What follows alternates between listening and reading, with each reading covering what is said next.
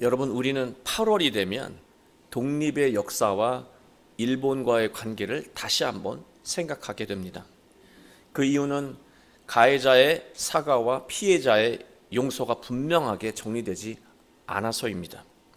진정한 사과와 용서를 통해서 반복되는 갈등이 사라지게 되길 기원합니다. 그러나 우리의 삶을 돌아보면 가해자에게 피해를 보고도 죄를 묻거나 사과를 받기 어려운 상황이 있다라고 하는 것입니다. 지난 6월에 있었던 사고인데요.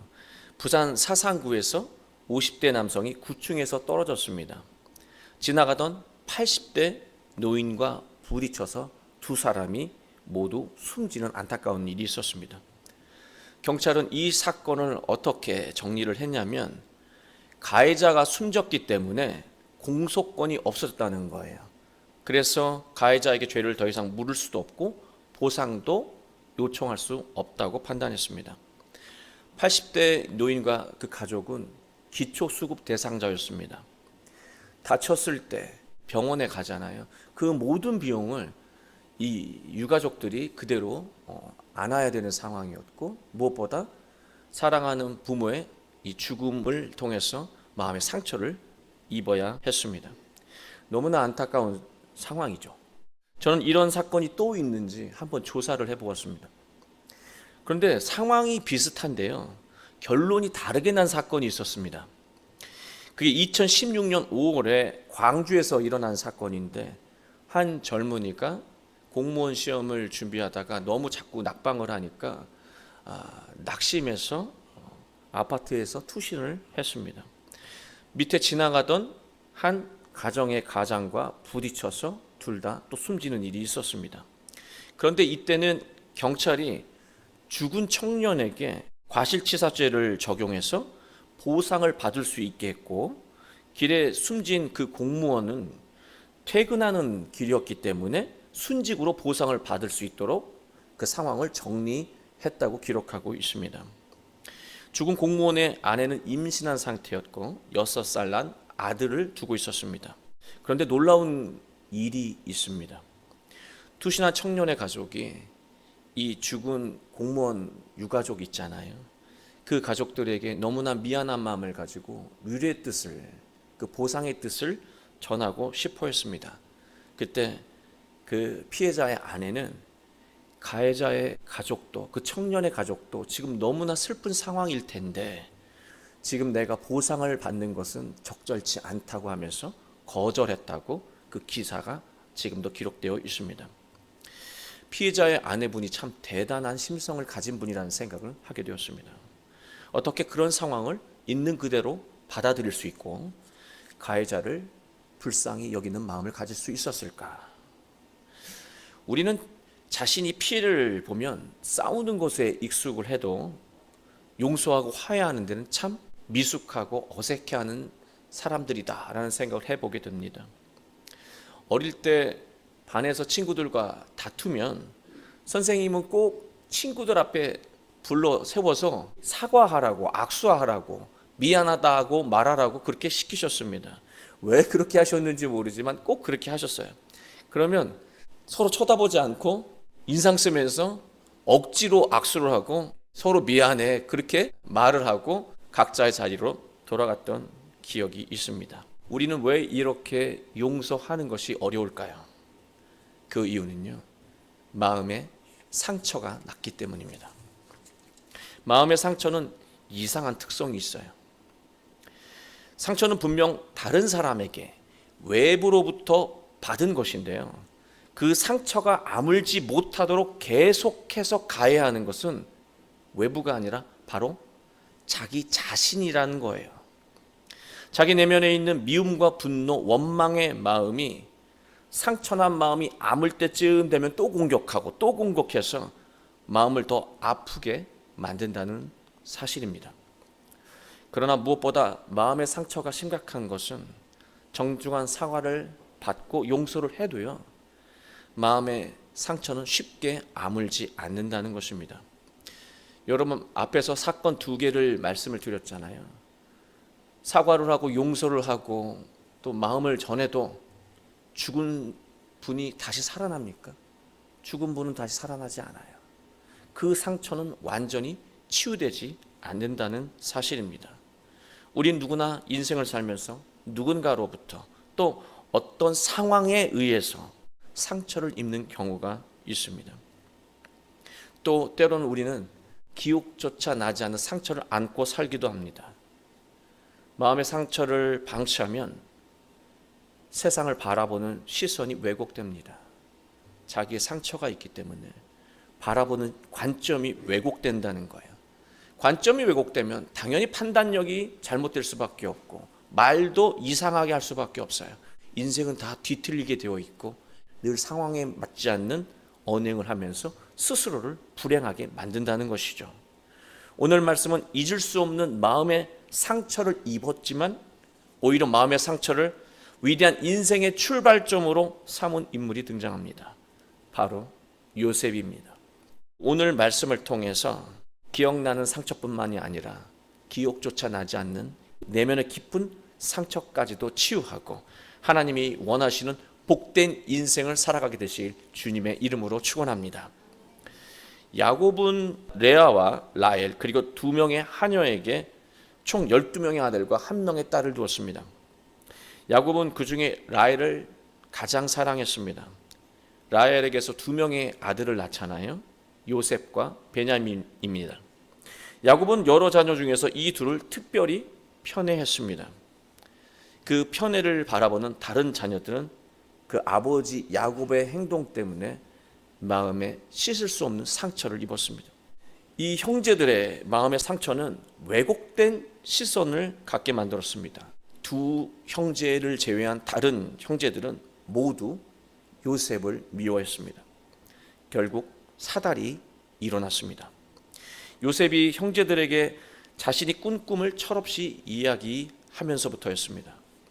내 꿈에 형들의 곡식단이 내 곡식단에게 절을 했습니다. 또 세상의 해와 달과 11별이 나에게 절을 했습니다. 베냐민을 제외한 10명의 형제들은 꿈 이야기를 듣고 지금까지 자신들이 아버지에게 받았던 마음의 상처가 폭발하고 말았습니다. 10명의 형제들은 요셉을 죽여버리자라고 뜻을 모았습니다. 근데 우리가 이 이야기를 너무 잘 알아서 충분히 그럴 만하다고 착각을 하는데 잘 생각해 보세요. 이복 형제라고 해도요, 부모의 사랑을 잘 받았다면 그냥 어린애가 까부는가 보다 하고 넘어갈 수도 있는 그 정도의 이야기예요. 그런데 어떤 마음을 갖습니까? 그 마음의 상처가 죽여버리자라는 마음까지 이어지고 있다는 거예요. 이거 엄청난 일을 지금 벌이고 있는 거예요. 왜? 마음의 상처가 동생을 바라보는 시선을 완전히 왜곡시킨 거예요. 아버지가 계시지 않을 때 죽여버리자고 뜻을 모았습니다. 그러나 그때 유다가 그래도 동생인데 어떻게 죽일 수 있겠느냐, 미디안 상인에게 팔아버리자 그렇게 이야기를 하죠. 제가 봤을 때는 거기서 거기에요. 은 20전을 받고 요셉을 상인에게 팔아버립니다. 요셉은 형들에게 지울 수 없는 상처를 안고 이제 알 수 없는 미지의 세상으로 떠나게 됩니다. 인생에서 큰 상처를 입은 요셉은 애굽으로 팔려갔고 애굽의 군대 장관 보디발의 집에서 고달픈 종살이를 시작하게 됩니다. 그는 성실하고 진실하게 일해서 장관의 집을 지키는 집사로 직분이 올라갔습니다. 그러다가 억울한 누명을 쓰게 되고 감옥살이를 하게 됩니다. 감옥에서 왕의 술 관원장을 만나게 됐고 그의 꿈을 해석해주는 일이 일어납니다.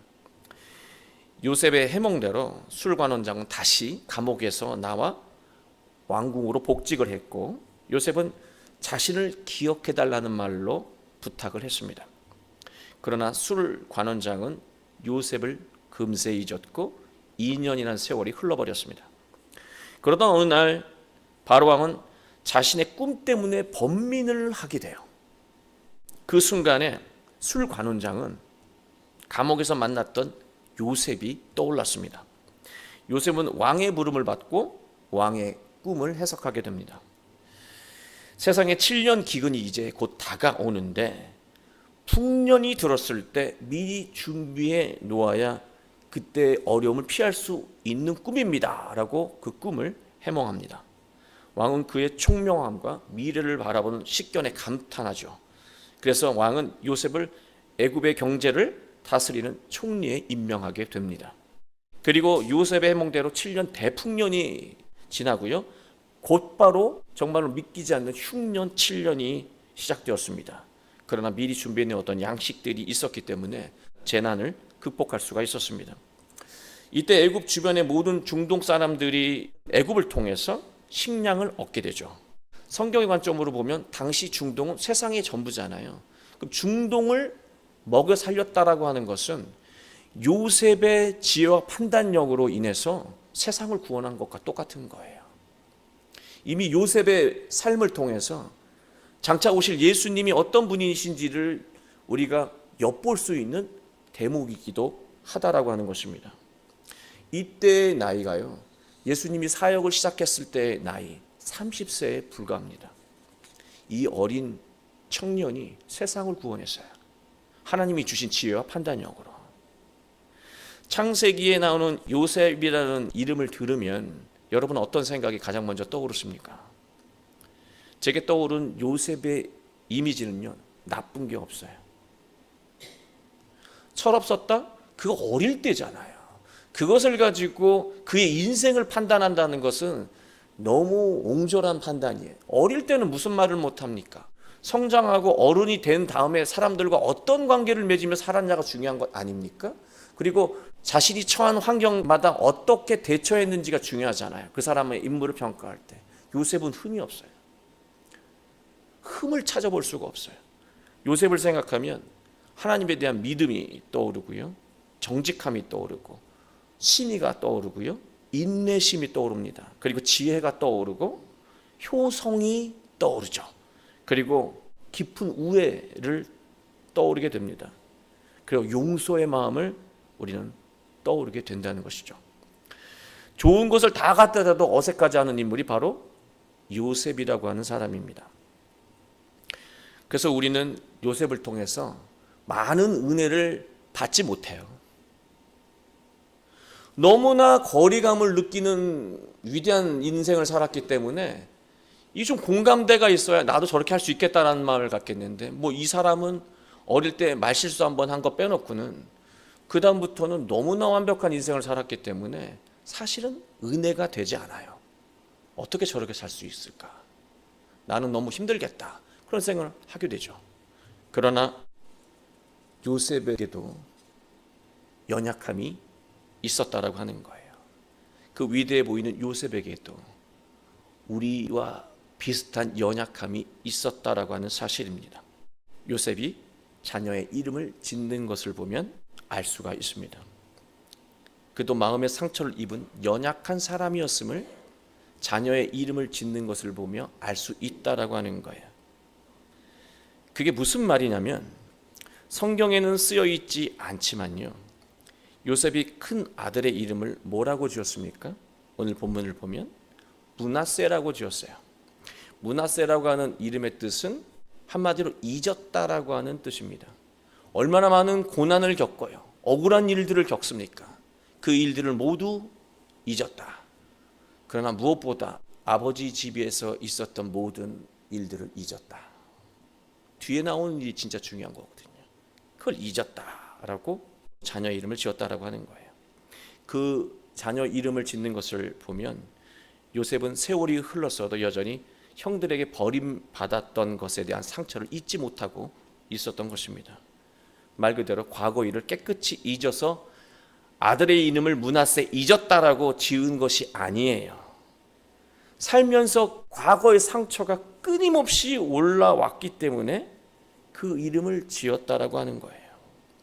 그렇다면 그러면 더 이상한데요? 라고 누군가는 질문해야 합니다. 왜냐하면 정말로 세월이 흐르고 삶이 잘 풀려서 과거의 일이 잊어질 수 있잖아요.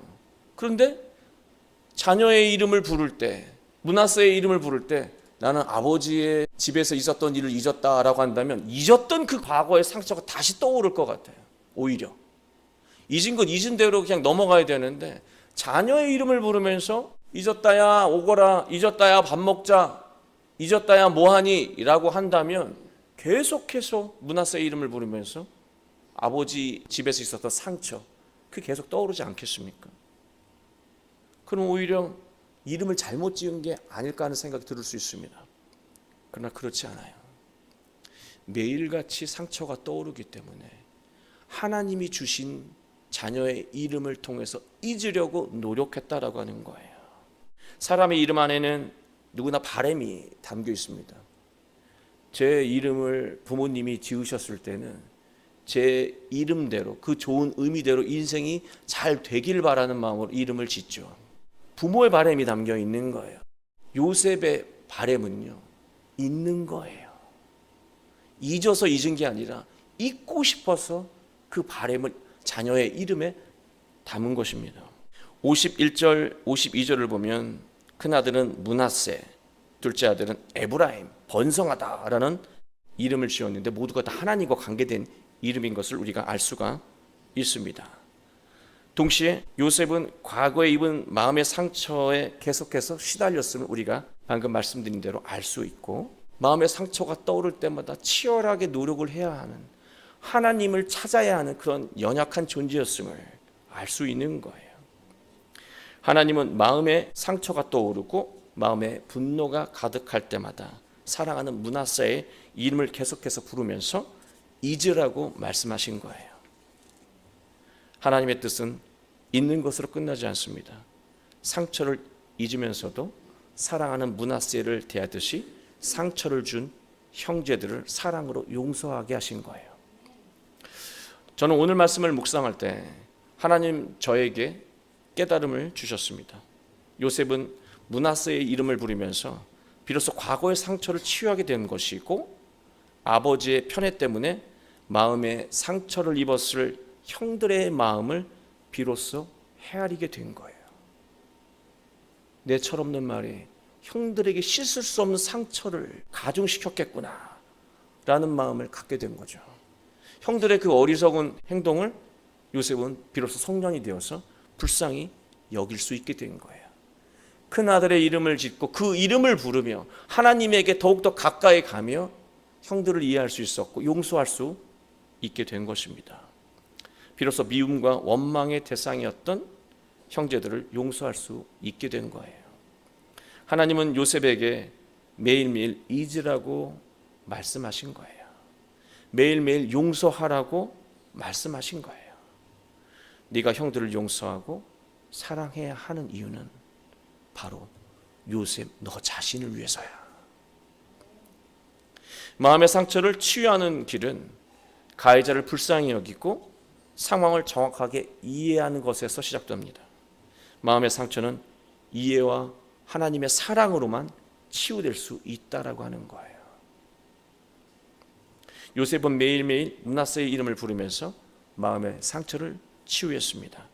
그리고 둘째 아들이 태어났습니다.